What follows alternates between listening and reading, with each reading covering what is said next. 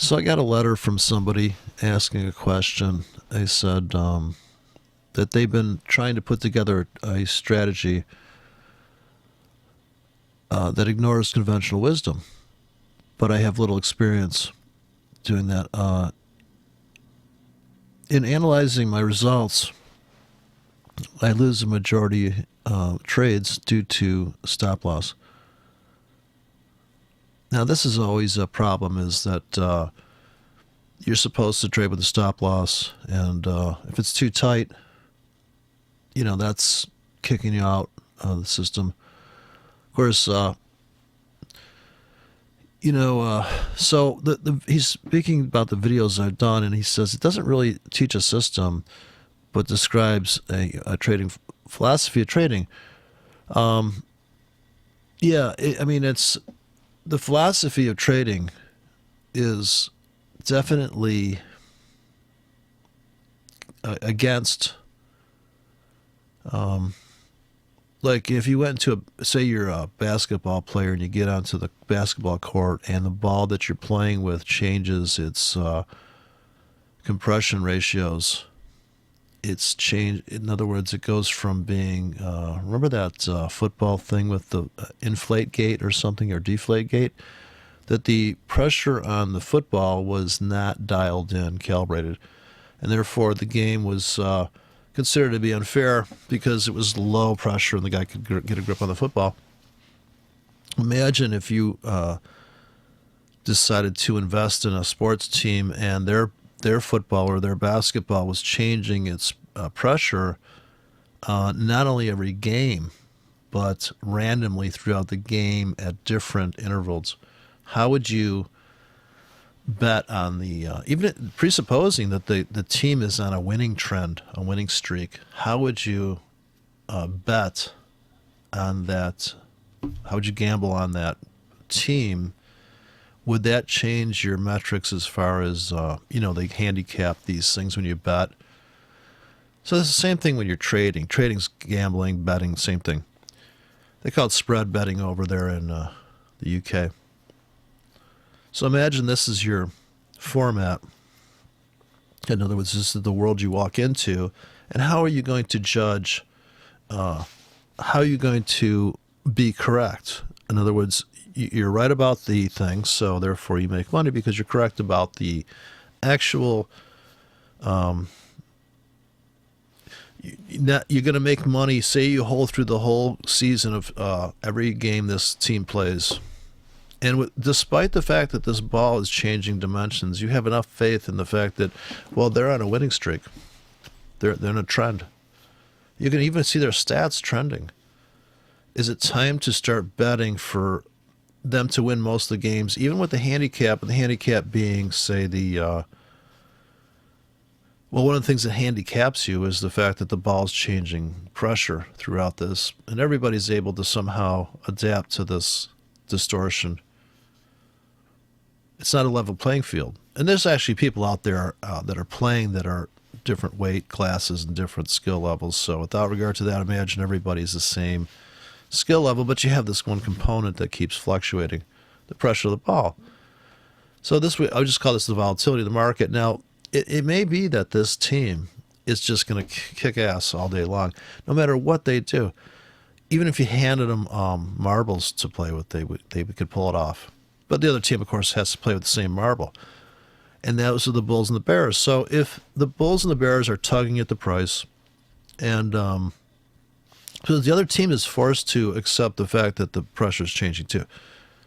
So everybody's aware of the fact that the ball just got very high pressure. And now it's a highly volatile market. And now we got to look for a possibility to hit the ball out of the park. Same thing with the density of a baseball. This is the one single component. And that's the price. The price pressure. And when you see people throw up a chart, they're looking at the ever-changing pressure without it randomly, in a sense. Of course, we know that when the pressure gets big in a basketball, that say there's a leak rate overnight. Now, this would be the fact that, you can only pump something so high. And then it's going to come, deflate gate, it was called. And now you can bring this thing back to a pressure that's, we kind of, the standard deviation or the normal, the fair value, the fair pressure of that ball.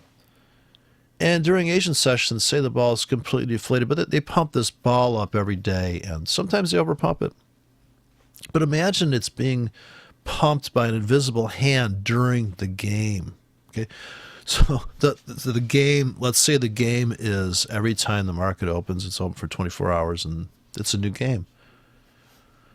Now, if you don't know what kind of forces are going to come into play with the pressure of that ball, be it news or be it lack of news, and now it's just kind of deflated, somebody can pump it up. You don't know the intervals of these pumps, but you can kind of gauge that after a certain amount of time, somebody's going to say, you know what, if you don't pump that ball up, we're just all going to leave the game. And then, but that typically doesn't happen because people have bets placed and there's all the sideline activity. But if you look at it philosophically, that you have to compartmentalize this thing, like Bill Clinton, right? You have to say, well, that's a dress and my car is blue and, what do they say? Not mutually exclusive. Make all sorts of, it depends what the meaning of pump is. So that's certainly to make it easy to trade from a clear mindset and aware of the fact that you're in a game where you cannot precisely, you can't get out one of these gauges, And don't forget this deflate gate stuff. I mean, I think everybody's aware of the fact that if you pump up a ball and hold on to it, the pressure goes up just because of the heat of your hands. So you cannot get out it's hysterical. When people lose, it's like people claiming the market's rigged. Yeah, well, they keep changing the pressure of the ball. And like, yeah, but you knew that. I mean, that's what makes it, that's what creates opportunities for people that are only in the bet. Say if you bet on, so using this example of the game that starts at the beginning of the day, what if you only bet on I think you can do this betting where you say, I'm going to bet on the third quarter that there's going to be so many points scored. Okay, you're betting that 4-hour time frame, what's going to happen. But you're also, with the trend concept and riding in the back of your mind, you're like, this team is so good that even during the third quarter, I know they're going to do this. They're going to make some type of move. And now, if you could plot the pressure of that ball, that might be your 1-minute chart, or that might be the 5-minute chart. It depends what portion of the game you're betting on. And you're gambling. I'm so sorry to tell anybody who thinks that trading is not gambling, because if you look at all the financiers that have built algorithms on top of Brownian motion and all of the go back to the whole list of Pascal, all these people that tried to they came up to Newton and asked him, hey, what's the story? The coin flip, the all that stuff. Because you could be right in a coin flip, if you have the proper stop and the proper take profit ratios, and you have the intervals, when to come in and when to come out of the market. And that would be determined by your stop. If the market's quiet and you're trading with stops, stop to get in and stop to get out. If you're a static, non-directional trader, all you care about is ATR and pulling a button. Literally, I mean, this is inconceivable.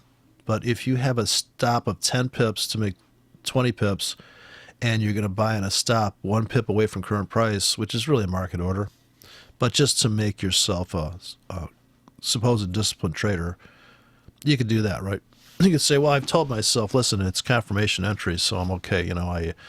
We went to the doctor, got blood tests. Turns out she doesn't have chlamydia, AIDS, or she doesn't have heroin addiction. We'll get married. So that's the confirmation trading. Right? We'll wait for everything to. But if you're trying to, if you're out at the bar and you just want to have fun, right? Because you're just like, if I don't, I'm just gonna kill myself. And So you're just going to grab who's over there, right? And maybe you're just not going to marry them, but it's like if you're just scalping. So you go to a bar and scalping checks.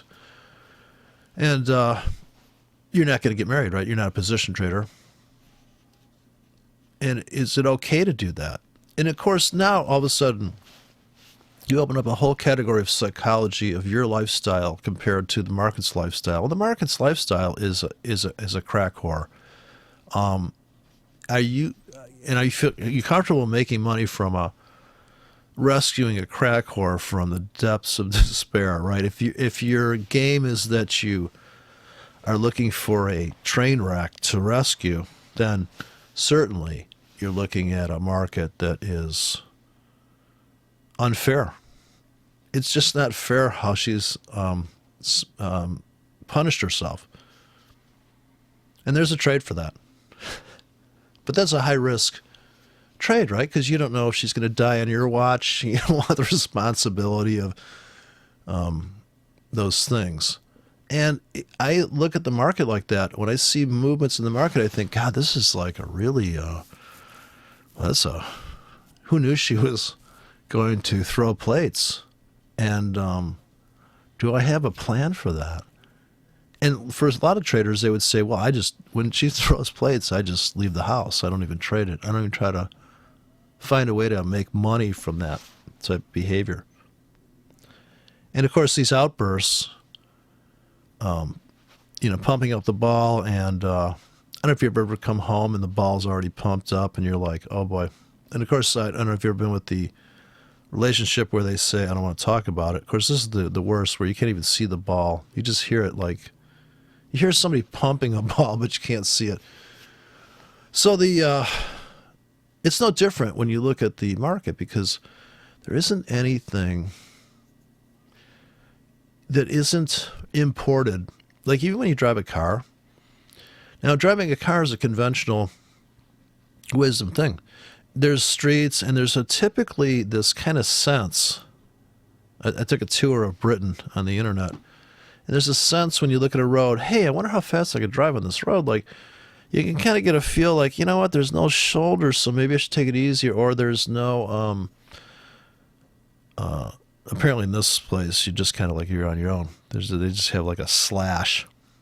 They have a circle with a forward slash, and that means, just go. And go with the speed of the country speed, whatever that is. There should be a slash on your speedometer too. There should be a circle and a slash, just like little icon there going, it's speed for this road is this symbol here. Yeah, let's get rid of these, how many miles per hour you're doing. Let's just put on a pattern, right? So if you see a candlestick, you're like, well, it means you can take wide turns. You see a hammer candlestick.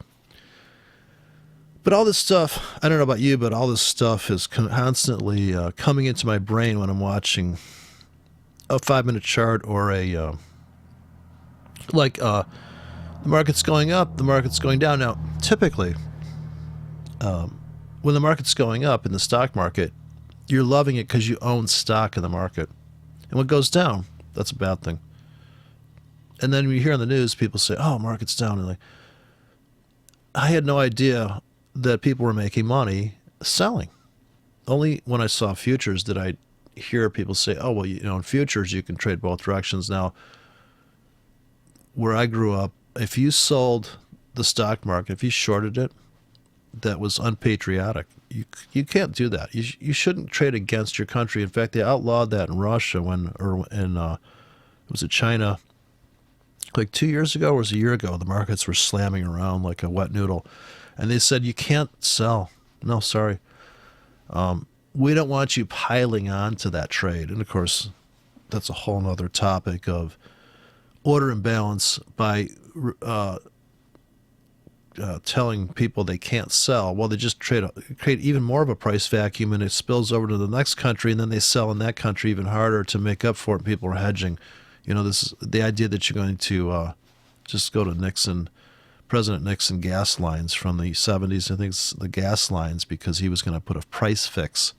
Like he price fixed lumber at the Chicago Board of Trade, and they bid it up, and they kept selling it off the ceiling of this fixed government price. And one day, some guy bid it up $1 above a cord of wood, and next thing you know, it just started going north, and people were taking their lumber.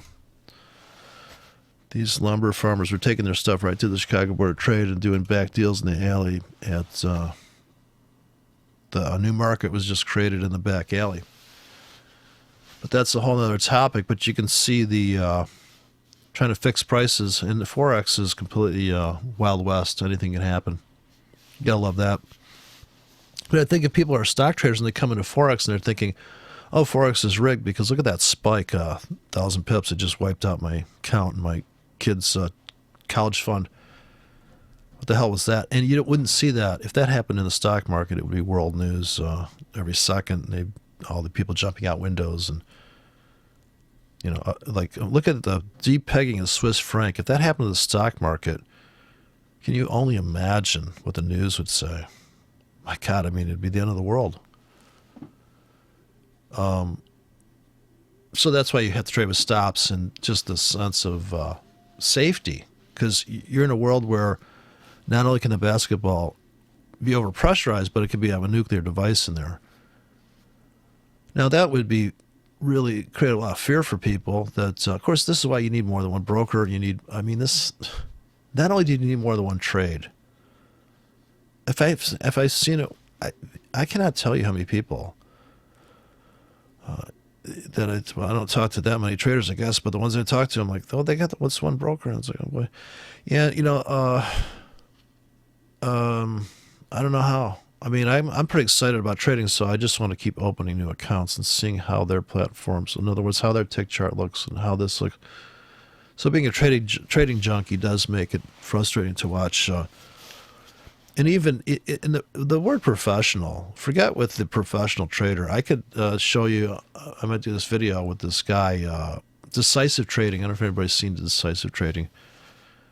But this term professional trading, ridiculous.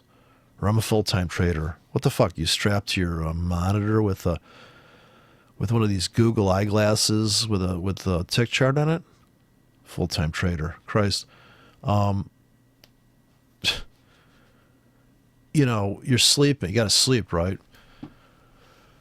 Anyways, I guess I got sidetracked naturally, but my point being is that the inflation ball theory. If I look at this chart here, of course you probably already tuned out, but actually I'm running a video here of this Australian dollar 4-hour chart, and I scrunched the chart down as much as I could possibly do. This is like an aerial view of the football team, and the ball is all little zigzags there, and how much it bounces, how much pressure's in it, and as you stretch this out, you can start to see the vibration a little bit better. And if I said to you, okay, you got to trade this market, what should I buy or sell? And you'd say, well, just a minute there, Buster. I've got to make decisions.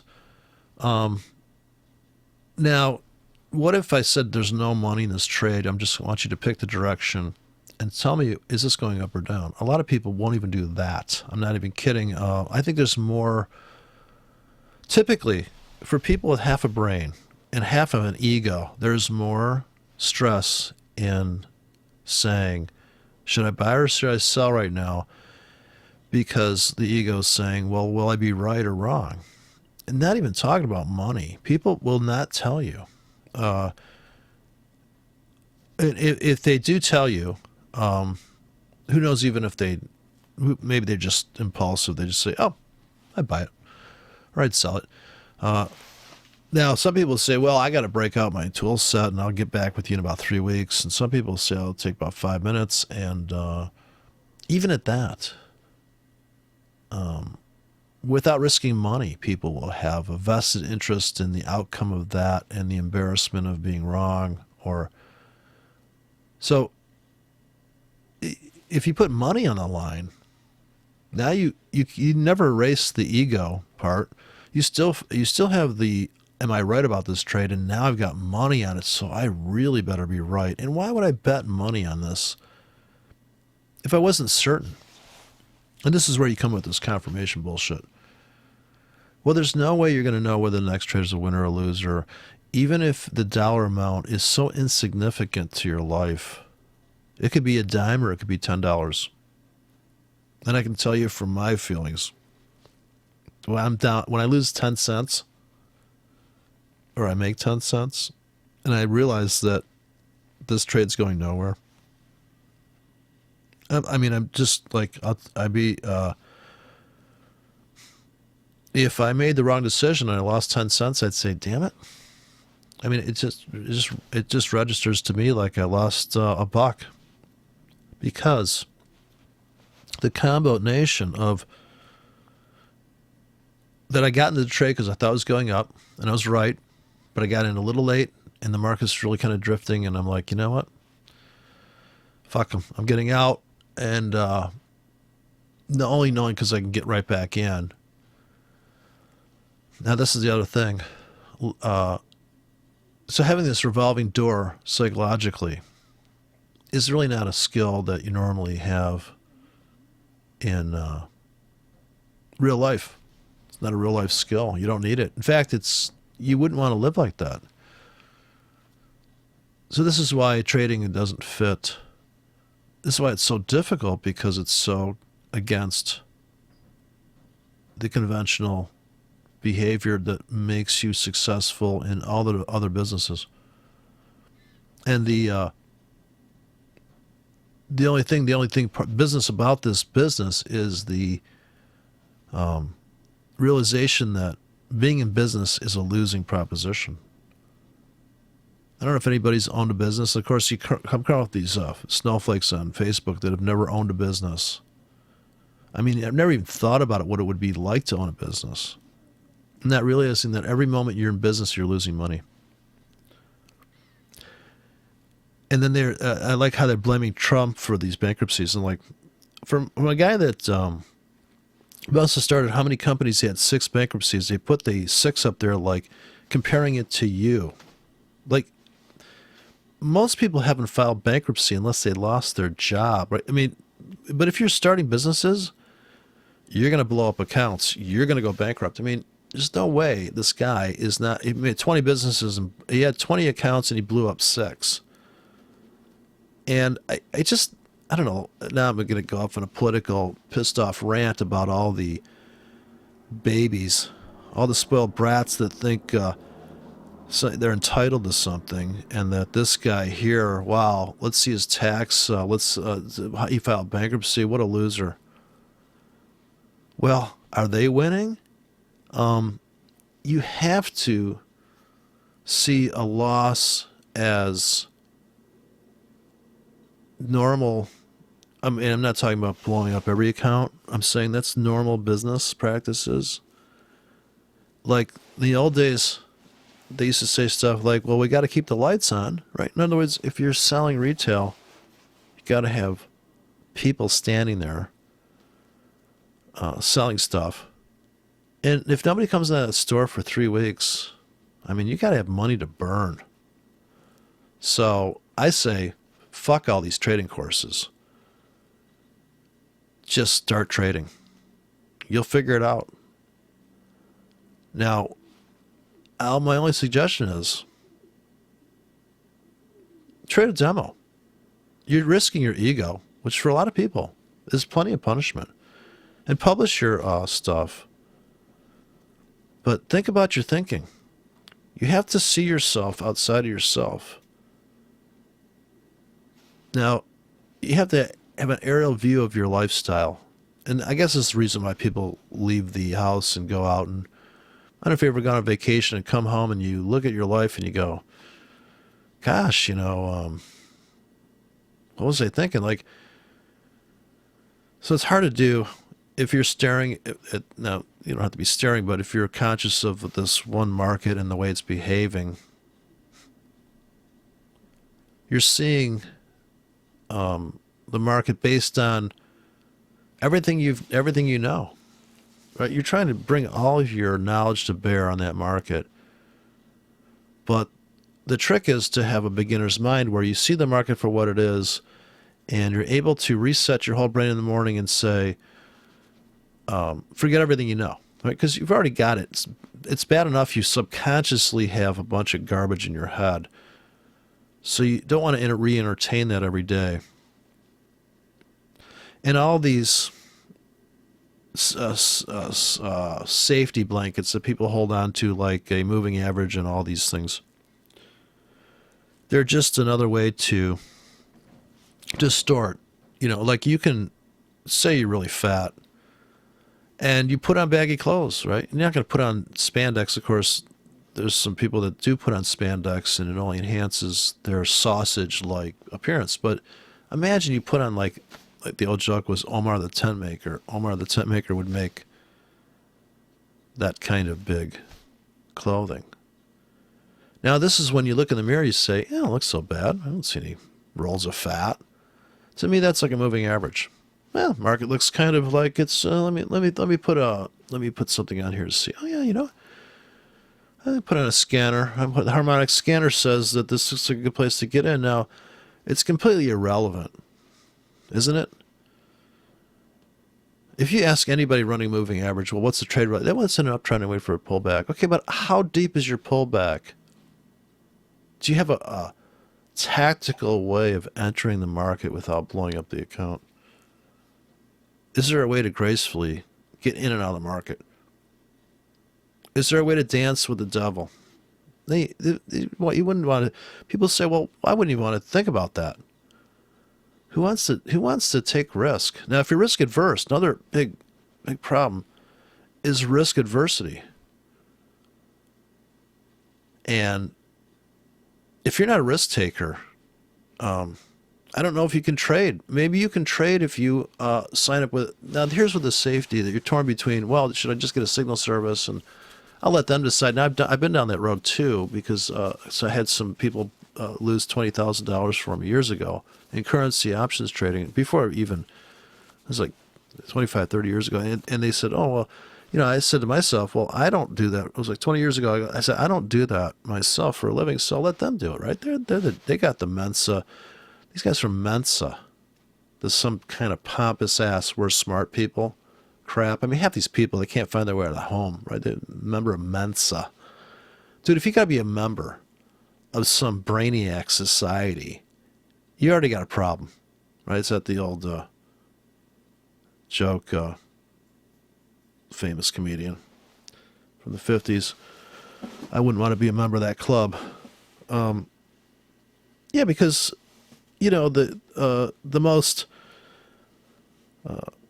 like you take a child who doesn't have his brain, he's not been brainwashed yet. He's going to say, with all honesty, with no filter, he's going to say what he sees. And the amount of filtering, right? The moving average, all these filters people apply to stuff to try to tame reality into. But this would be the same as if you were to just become a raging alcoholic and just say, well, I don't drink liquor, I drink wine. Yeah, I like a 13-period moving average. I mean, the liquor drinkers are on the 5-period moving average. And they're in and out of the market, they're just a train wreck. But it is funny how people are attracted to stuff that will smooth reality out for them and clean up that mess with a MACD. I prefer MACD to look through, like rose-colored glasses. It used to be a saying when I was in school that if you were drinking or doing whatever the latest reality adjusting substance, that you were looking through the world in rose-colored glasses and everything looked great. And the amount of betrayal from this view that you get from these substances. You wake up in the morning realizing that, wow, I've just been pushing a string. I mean, these moving averages, they're like stop clocks. They're right when the market comes to that volatility range of that moving average.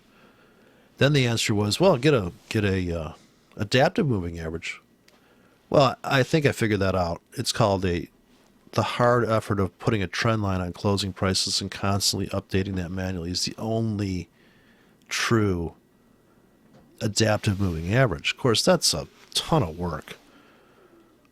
That's like these beavers, these little rodents. I think they're rodents, muskrats. They build dams, And to think that these guys build these dams with a template in their head, like they just build it and they rebuild that like trend lines. They just rebuild that.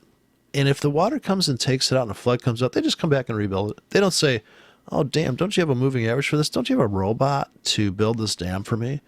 Do you think the dam could build I put a beaver. What's the intelligence of a beaver building a dam? Put his intelligence up against a human building a dam. Well, the human's got to fuck it up. Well, they're not going to know intuitively or just instinctually. I don't know if there's instinct on dam building, but that's a whole nother topic if instinct exists. But imagine this robots building dams. Well, I mean, you got to program it, and people got to do a survey, and you got to get the Coast Guard down. What is it? In the States, they got this thing called the League of Fishermen come to look at it, and I can't remember. It's just hilarious. My buddy lives on the water, and they come up with the most ridiculous laws, and he has to abide by them. Because these guys are, well, we know we watched the Titanic go down. We know what an iceberg looks like, but so that's a problem because the markets are organic, and people want to throw on these kind of smoothing. Linear, and it's a bottomless pit, right? Stochastics. I'd say RSI the only thing I could really say works because it's based on closing prices. It's an index. It has a threshold. Everything else is, and when I say works, I mean if you know how to work it, right? If you realize it's a momentum index, then all of a sudden time matters. But it's based on closing prices. That's where I got the idea of the one-period moving average. And I think the one-period moving average says it all, and it says it in a very concise, clean method, but that's definitely against the... people want to add on. People want to... Like, if they could figured out how to put an LED lamp in something, next thing you know, there'll be an LED lamp inside of your, in your body cavities, light you up from the inside. Instead of x-raying you, they go, could you just turn on your, okay, we'd see you definitely got a tumor.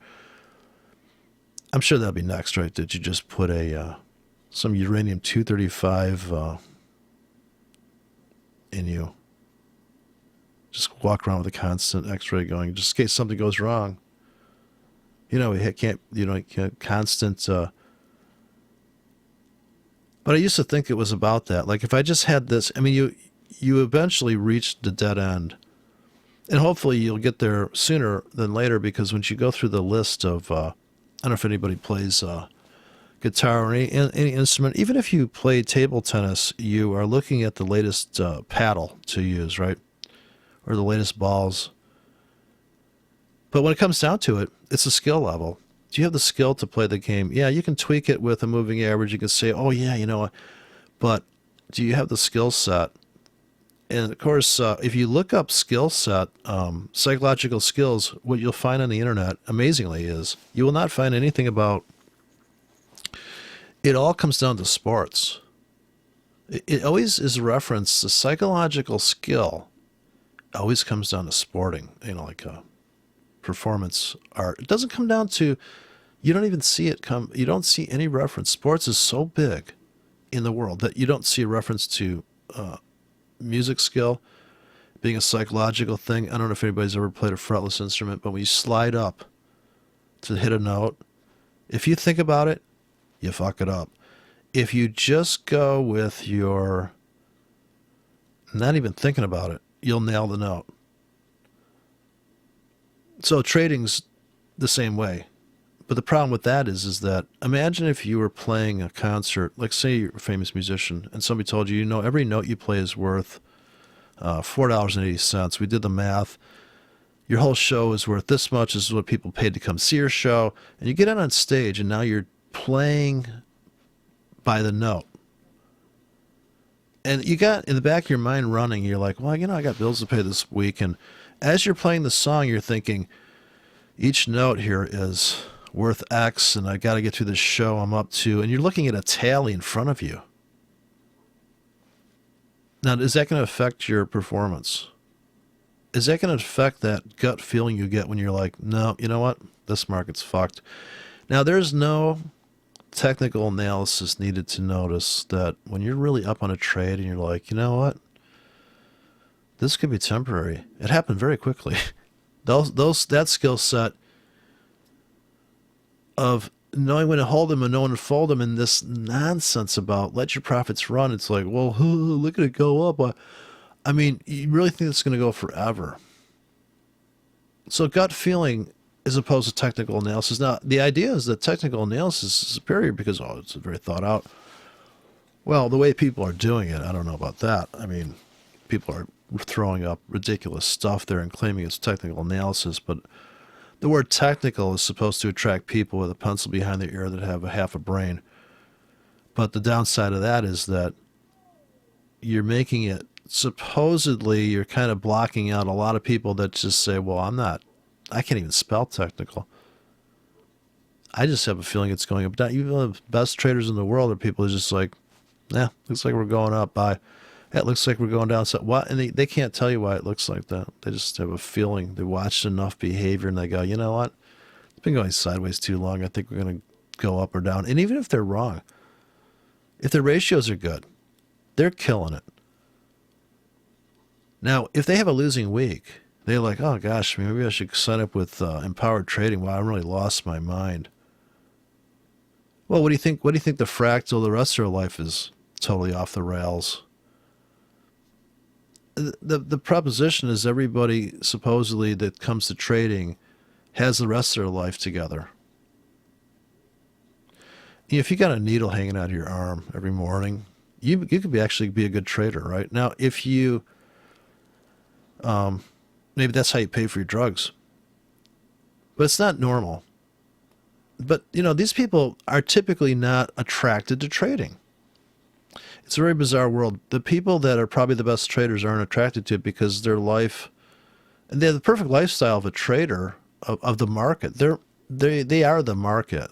There is impulsive and overreacting is the market. But they'll never be a trader because it's supposedly the stable person that comes with all their stableness and all their conventional wisdom to the market and says, oh, let's put this up on the chopping block and let's get out all our tools and let's dissect this thing that just landed on the planet. And let's use our conventional, what we know about the past and try to predict the future. Like this organism just landed from another universe. Let's see its breathing so we know how.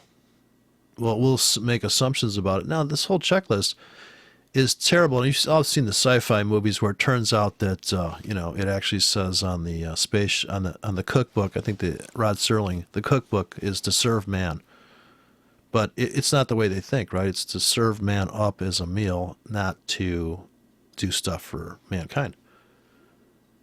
And so those kind of twists and turns in the market all the time. Market's a twilight zone.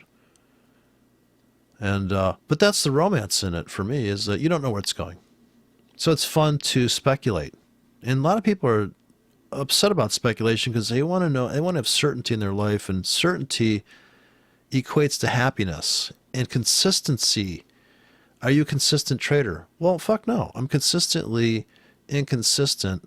I mean, there's so much stuff out there that's working against you psychologically. A consistent trader, like consistently losing or winning, they don't talk about that. They just say, are you a consistent trader? Did you trade your plan? Well, there's a certain point in time when you're losing money, you go, wait a minute. The guy said if it goes higher, I should buy because then I'm confirmed it's going up. But am I chasing it or am I going with the flow?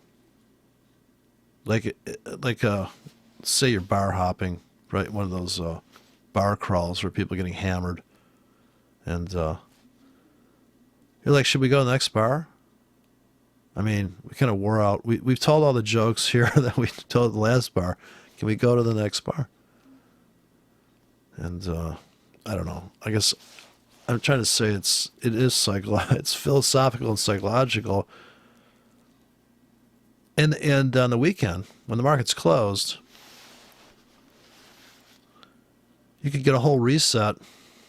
And I would say, let me just go to this chart here just to show you how the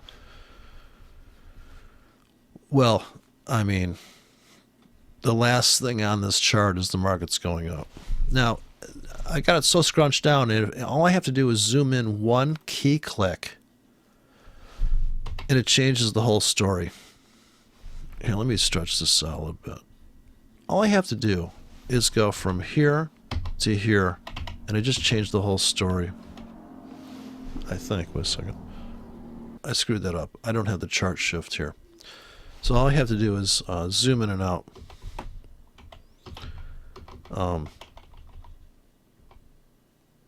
Yeah, this doesn't... I want to get to the end of the chart. Next incoming tick. So that's... I mean change time frame. But that does change. Like my max zoom in, max zoom out is... I'm letting the MT4 fix the scale for me here. So, like, what's the trade here? Well, obviously it's a buy. I don't know about you, but on this chart, a 4-hour chart, it's a buy, but not quite yet. So why is it a buy? Because you think it's going to go up, or you wouldn't buy it. And it's making higher highs and it's making higher lows. So you'd buy it, right? 4-hour chart. But you'd probably have to buy 2 tickets. And if you buy 2 tickets, you're saying psychologically, if I buy here and I put a buy limit here, that, well, why don't I just put a buy limit here? If you buy here, then you're obviously hoping you're wrong a little bit. See, this is the problem. Right and wrong is black and white. And if you can't handle being slightly pregnant, and people say, well, you can't just, you're either pregnant or you're not pregnant. We either got to, make this, create this baby, or we got to bail on it, or give it up for adoption. And, of course, not to mention the abandoned baby. That's my favorite candlestick pattern, by the way. The abandoned baby divulging all this. Of course, the abandoned baby was only happens in like a futures market where the market opens. Like this is a bar, and then there's this abandoned baby, and then the market goes up. But here's the abandoned baby entry without the gap. But that's my buy limit trick entry here too. Buy limits right here to take it to here and just get out. Like get out as it's going up. But here, Australian dollar. Buy limit here is a higher probability fill. What if it keeps shearing down? Well, who cares? You wouldn't want to bet your life savings on any of these trades I'm showing you right now. My disclaimer. I love those disclaimers people have. As if you're going on the space shuttle to the moon. This flight could blow up in the air. Oh, wow, didn't think of that. Trading involves risk. Wait a second, are you serious? Like I put money in the account and like, could you go over that with me again? Now here's the technical analysis part. Perfect triple touch. We're anticipating a breakout north. I don't know what to call this video. Because, all these, it's the same thing all over again. Well, people come to trading videos possibly to get a heads up on the next trade or the next killer market, but what I'm trying to do is show you that it doesn't really so much matter because there's another trade coming. There's trades that you don't even see on here that are not based on where we're at right now. So if I put a gun to your head, this gun to your head analysis, what's the trade? Well, just buy right now and get out here. Or put a buy limit here and get out here. Or put a buy limit here and get out here. So all these things, you put all these orders in. Now you got to check how that feels. Now it may feel awkward at first to put a sell limit up here with a target here and a stop here. And this is a problem because, well, when's that going to fill? And what if the market just goes like this? So maybe you have to put in buy here and buy every 2 pips down, put a stop here, or buy all the way down with a master stop here and just build a position. And walk away from that trade. Go to the next broker with a whole new currency. I'd recommend each currency gets its own broker. Seriously. And right there you're going to find out how hard it is to trade more than one currency because you're going to have a different... Now the other broker should be on another computer, probably on the other side of the room. Like if you had children, say you're raising 5 kids, and that's 5 currencies you're babysitting. Do you get all the kids together in the morning and give them a read them the riot act? You know how these cops have their talk before they send them out on the street to get killed? Well, it depends because to make each kid have its own, each kid has his own personality, his own volatility level. So, hey, you know what? This kid's able to, he's a visual kid, or he's an auditory kid, or somebody asked me about, do you keep a trading journal? Well, I don't like to write stuff down much in typing, and I can't spell, so I always felt like a real loser when I take all these I must have read a million self-help books, took a million psychology classes, still taking them. Not to mention the institutionalization where they try to fix you. So everybody has their own way they see the world. So you can't feel bad. Like you shouldn't say, "Well, God, I'm losing. Maybe I should keep a journal. Maybe look at all this stuff." Don't forget all that stuff out there. People are selling. People are making money. It's just like a diet book, right? How many diet books are written? And if you said to most people, "Just eat less, exercise more," they'd be, "Well, that's too simple. Don't you have a 400-page book with really cool recipes? Really cool Gartleys?" I just don't see a difference. Trading is not, and just the word trading, the word money, for God's sakes. And be very careful with your money. Well, that's very risky. Well, nothing more risky than walking out of your house because you could get hit by a meteor, or you could get run over by some psycho babe in a sports car that doesn't understand torque. So, anyways, I don't know if that helps, but certainly helps me to bitch about. This is my version of a journal. This is, I guess they call it a vlog, video blog. People are so rich and wealthy in this world. They don't even know how good they got it. People are living so long. I don't know why. Maybe because they're just less stressed. I think a lot of that, people are dying at an early age because you die of an abscessed tooth when you're back in the olden days. But here, just a simple now here's another problem with the 4-hour chart is that who's got the patience for this damn thing? And it doesn't look like it's going, this looks like a failure. Like I said, I thought this was going to break out, pull back, roll over. A lot of people got a bunch of designs on these markets. But you got to know that the market left a whole story here. Very complicated. You can see every trade in here. You can see every vacuum that was filled There's no vacuum here. So when it's in this phase, unless you're on a different time frame, that's why I like the reversal trade, because you can always have your sell limits up here just to get tagged and bagged. I think it's the best for beginner and advanced trading is to buy new lows. 10 pip window. Place a buy limit there. The stop here. You could get out break even. You could get out here. You could get out here. Get out here. Same thing on the tippy top. Same thing here. What's the trade next week? Buy all this. Sell as it comes up. Sell everything above here. Buy it back. Buy here. Get out. I don't think I'd sell here.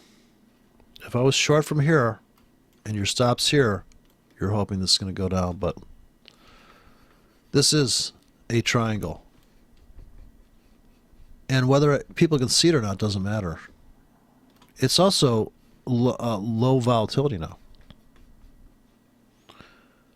If you had a buy stop strategy, that's a strategy tactic. Buy stop, boom. Sell stop, boom. You made money. Now you're waiting a long time to get filled here. Not to mention, if you run the typical, put a trailing stop in, they kicked you out. This is where I discovered, hey, maybe I should put a buy limit down there. Maybe I should have a buy stop here. Buy limit here. Now you're bracketing the markets coming into a 10 pip window. The inflation on that ball. So you're looking at let me see if I can go back to the beginning of the concept here. The philosophy is that the ball is represented by the distance between the high and the low. At this point, it's a low pressure. You can either see this as a high pressure ball or a low pressure ball. But it's the change in the pressure, barometric pressure, whatever have you. There's still the structure. The 100-yard line serves as a nice, easy place to do math also. An attempt at the getting it down here. But just in this window here. This is the very ripe, fresh real estate market here. Right? You ever like when you go when you buy a house in a subdivision, you usually want to get that house at the end of the block. It's hard to rob. It's less traffic. And then here's the middle of the road. So here's where it's like, baby, don't hurt me. You're getting belly bucked around. If you're holding through this whole thing, and you're a trend trader, you're like, gosh, maybe I should think about being a range trader. Yeah, this here's a trend here. I call that a trend. Bash. Now, where's the rest of the trend on this puppy? And if you put a moving average on that, I just jump out a window. I can't even look. It's like this girl I know that plays violin. She says, I know a piano tuner that can tune your piano.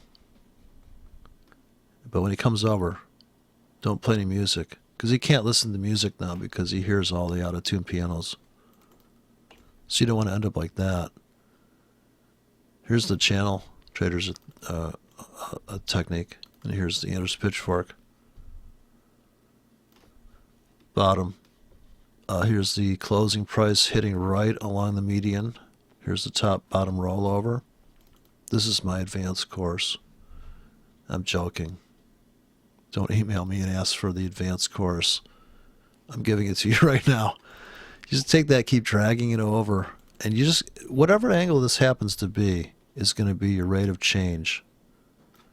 See triple bottom? Now, do the same thing, either perpendicular to that, or just at whatever angle the market happens to be giving you, which is this.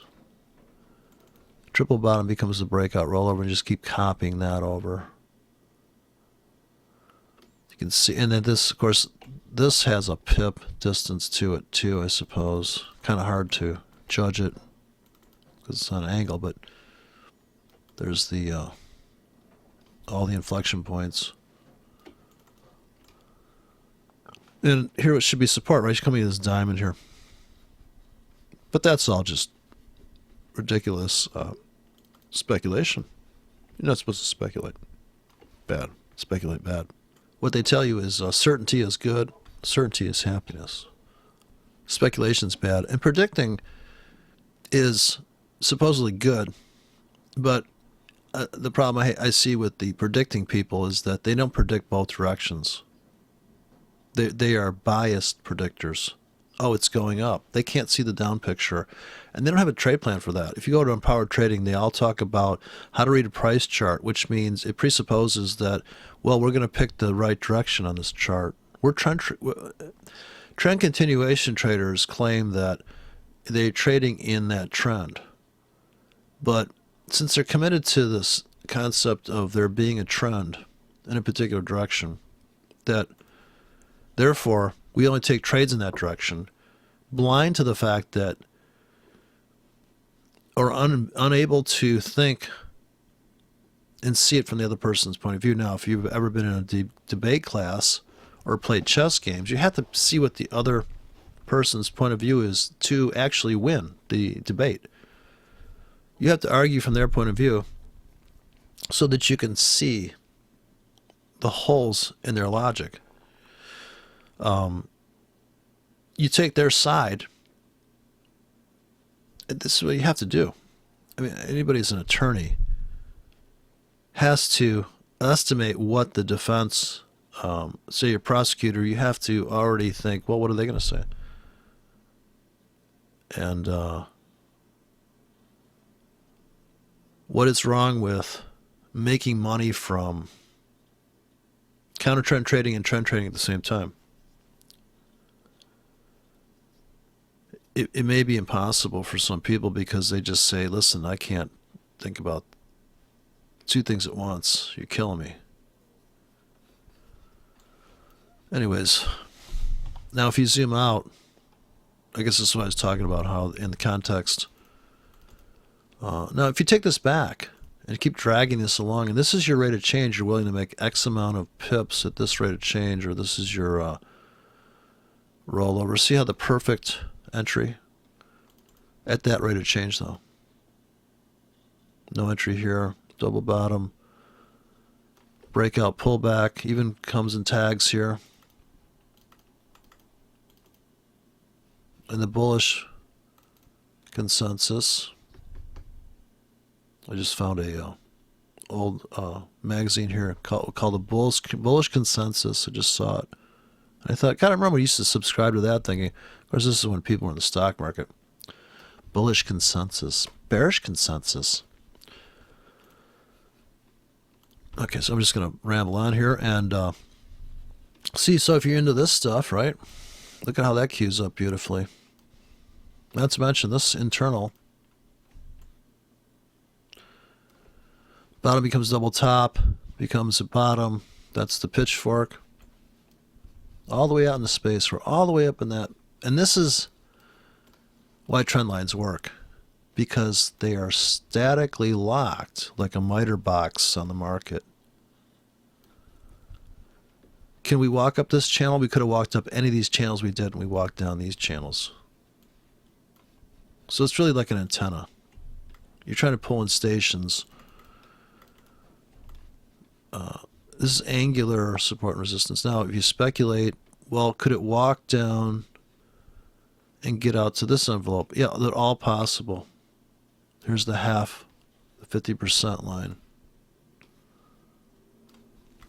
And if you zoom out another level, you're like, well, God, man. It's a whole lot. And then zoom out. You're like, geez, really? Wow. Your trade plan's up in there, huh? One more zoom out, you're like, oh boy. Now here's what I meant. Well, you can't see the forest for the trees. That may be a little difficult. Go to the 1 hour, though. Using the same trend lines. Notice how these do not move. They're not moving averages. They do not move. Moving averages move. That's the whole problem with them. So we should be able to speculate the future here. Still looking for the Pyro Point, if anybody's heard of Pyro Point. That's just really like a Gann grid. But this is like a Gann grid. Just hand-built. Handmade, like a beaver dam.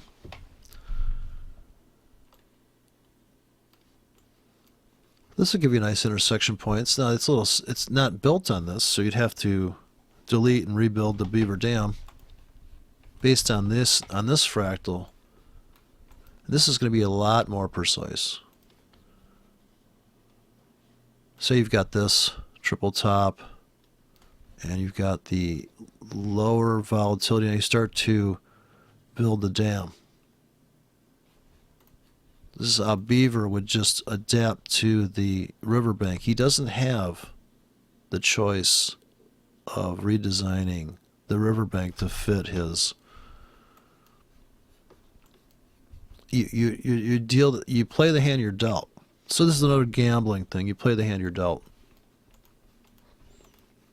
The breakout. And here's the trap down here. So the beaver can see the edge of the riverbank. He knows. Same story, different day. Here's a rejection of a perfect 1 hour. Now this is even a great place to put a buy stop. Look at the bottom, doji. This is supposed to be a bottom. We're supposed to keep tanking. Doesn't happen. A buy stop here. And hopefully you bought buy limits down here, but wow. Now you can see you want to put buy limits in next week here for a bounce to here, just to make some kind of money. You could do a whole kind of bounce, and you're going to have to put a whatever you can afford spacing wise buy here, or you have a buy stop here. Now this is the risky trade. You can have one risky trade, but you got to have the trades that you know are going to make money, because without sounding too simple, it's just a matter of you're going to get a better price here if you buy than if you buy here, if you think this is going to keep going up. And you can also have the stop and reverse, or the sell limits up here to, if that's your target, can you sell off of that for a small amount? That's the hardest thing in the world, because of course, without regard to the trend, you could be a buyer all day long and look for buys. If you really like selling, you can see all the sells on here. Bottom becomes a top. Here's a reason to sell. Here's a reason to sell. You're selling new highs. Selling new highs. You made money. Sure, you're underwater on this sell. It's how did you get in? Did you get in on a sell stop here and make money on that? So it's how did you get in? I don't know if I'm helping, but a checklist would be, how do I want to get in the market? Do I want to get in on stops on a volatility breakout system? Or do I want to get in on limits in a psychotic edge of the market unfair value system? There's only two possibilities. So, or you're going to trade on the clock at the market. So every time it's down, every hour it's down, you buy. You don't buy this, you buy here again. You just built a position with a stop. So the comfort level of trading like that, buy, don't buy, buy. These three are winners eventually. Buy, don't buy a little bit, don't buy, get out, sell. Of course, it's going to matter stop-wise, right? 1 hour down, buy again. Don't buy, get out, get out. How could it be that easy? Well, it's not, because if you don't wait an hour to buy again, that's going to be what kills you is the impatience of even that trade plan alone. We just got to be the stupidest, simplest trade plan in the world. You tell people when it's going down, buy, and when it's going up, sell. They'd say, what? Oh no, got to wait an hour though,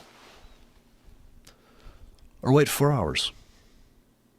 Look at the 4-hour version of that trade. I buy. After it goes down for 4 hours, I buy. So I bought here. And if it's really down, I really buy. I buy real big. After 4 hours, I buy. Then I buy again, slightly down. I don't buy, I sell. Sell up into that floor. 8 hours down. You bought here, you bought here.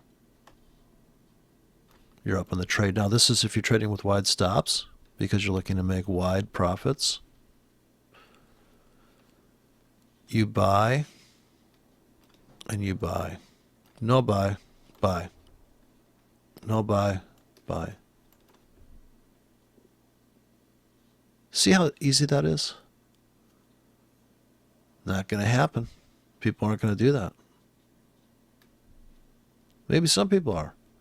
I call it the 4-hour buy low, sell high plan. Could I sell a course for that? Now, that's pretty hilarious. I guess you actually could. Now, the only thing I would say is pay attention to the ATR on that system. Sell, sell, sell, sell, sell. Buy it all back. Sell for 16 hours. Buy it all back. Buy, buy, buy. Goes up, dump. Sell. It's gonna matter how tight the stop is on that system. Also, maybe your rule is if it drops 40 pips in 4 hours, I just buy.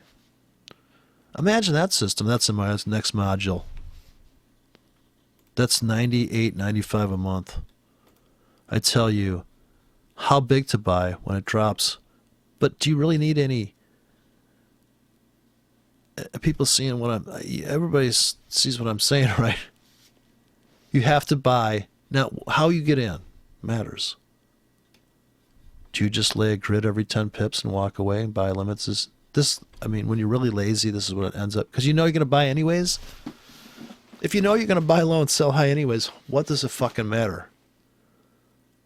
Whether you wait 4 hours? Now, certainly if I come to my chart and I see this move and it's here, hopefully I've got buy limits here. But if I see that, I'm hitting the buy key. Oh, I'm buying at the market now. I'm buying at the market. If this is a 5-minute chart, you got to get out in about 15 minutes. You got to realize that the exit door is also not, you can't have an exit door that it's like way up here. You got to get out, right? I guess I'm jumping around here. I'm trying to stay on topic. Trading's philosophical. The devil in the details is the volatility. Now, this 4-hour downstop, not to mention this trap here. You have a buy limit here, but you're also aware of the fact that when you look at the 4-hour chart, you're like, oh, we're buying that. I mean, it's a no-brainer. The problem is when it goes into these baby moves. What to do about these baby moves? Very small targets. But it works. You sold here. Now the next session, the next bar, they went up 20 pips. If your stop was too tight, you couldn't make the 10 pips for this pullback, and you're going to buy now. So having a gauge of how tight a stop to run based on the last 4 hours. And you can see the vacuums forming here too. Big move like that. And it really seems difficult to believe that if you just literally sold now, this is the torture. The market goes sideways for 20 hours here before you make any money on that sell. Whereas here, you made that money very quickly. You sold, you sold, you sold for the last 4 hours here. And you're selling at resistance, mind you. You're wrong for a little bit. But even this trade is up. Once you come back, now it has to, ideally you do have sells up here and buys down here. Limits. Now what do you do with what's happening now is buy a little one at the market, put buy limits in there. Get out of something here. Maybe you sell. Maybe you buy, maybe you sell. So what's next week? A million probabilities coming out of this. You could also just go down a stairway down. Anyways, that's my 2 cents of the view of trading and I don't know, just trying to make money in a world that for all practical purposes makes no sense at all. I guess that's what I'd call this, but this is the Australian dollar.